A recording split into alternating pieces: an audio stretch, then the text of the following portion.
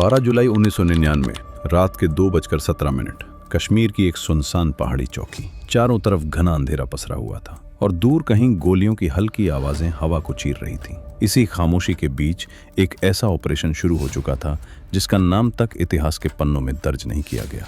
ये सिर्फ एक मिशन नहीं था, बल्कि भारत की खुफिया दुनिया का वो अंधेरा सच था जिसे जानने की इजाजत बहुत कम लोगों को थी। इस मिशन के केंद्र में थे अजीत डोभाल, एक ऐसा नाम जो दुश्मनों के लिए एक खौफ बन चुका था, लेकिन जिसकी असली कहानी हमेशा पर्दे के पीछे ही रही। कश्मीर की घाटियों में उस समय आतंक का साया गहराता जा रहा था। पाकिस्तान से संचालित आतंकी संगठन धीरे धीरे अपनी जड़ें मजबूत कर रहे थे। भारत की सुरक्षा एजेंसियों के सामने सबसे बड़ी चुनौती ये थी कि दुश्मन दिखाई नहीं देता था, लेकिन हर जगह मौजूद था। इसी दौरान एक गुप्त सूचना मिली कि एक बड़ा आतंकी नेटवर्क घाटी के अंदर एक बेहद खतरनाक हमले की तैयारी कर रहा है। ये हमला अगर सफल होता तो उसके परिणाम पूरे देश को हिला सकते थे। लेकिन समस्या ये थी कि इस नेटवर्क का कोई स्पष्ट चेहरा नहीं था, कोई ठिकाना नहीं था, सिर्फ अफवाहें और डर था। अजीत डोभाल ने इस मिशन को खुद संभालने का फैसला किया। ये कोई सामान्य निर्णय नहीं था, क्योंकि इसका मतलब था दुश्मन के बीच घुसकर उसकी हर चाल को समझना, बिना अपनी पहचान उजागर किए। ये एक ऐसा खेल था जहां एक छोटी सी गलती मौत को न्योता दे सकती थी। अगले कुछ दिनों में एक अंडरकवर एजेंट को घाटी के अंदर भेजा गया, जिसकी पहचान पूरी तरह बदल दी गई थी। उसका काम था इस रहस्यमयी नेटवर्क के करीब पहुंचना और उसके असली चेहरे को उजागर करना। दिन बीतते गए और हर दिन के साथ खतरा बढ़ता गया।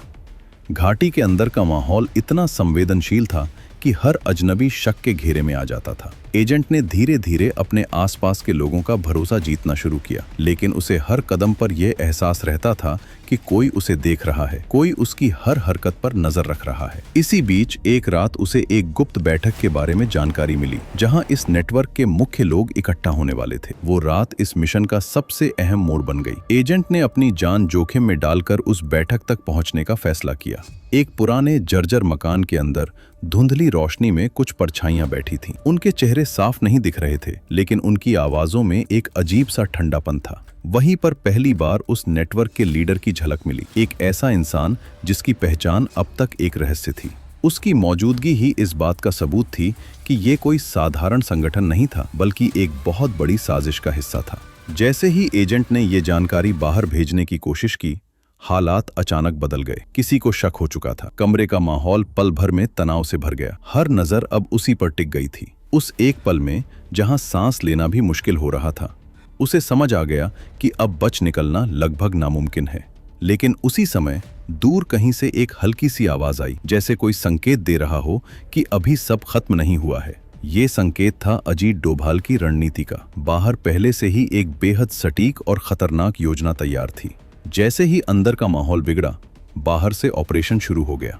कुछ ही मिनटों में पूरा इलाका घेर लिया गया। गोलियों की आवाज, भागते हुए कदम और चीखों के बीच वो नेटवर्क धीरे धीरे बिखरने लगा। लेकिन इस पूरे घटनाक्रम में सबसे हैरान करने वाली बात यह थी कि इस ऑपरेशन का कोई आधिकारिक रिकॉर्ड नहीं रखा गया। सुबह होने तक सब कुछ खत्म हो चुका था। घाटी में फिर से वही खामोशी लौट आई थी, लेकिन इस खामोशी के पीछे एक ऐसा सच छिपा था जिसे कभी खुलकर नहीं बताया गया। अजीत डोभाल का यह मिशन सफल रहा, लेकिन इसकी कहानी हमेशा अंधेरे में ही रही।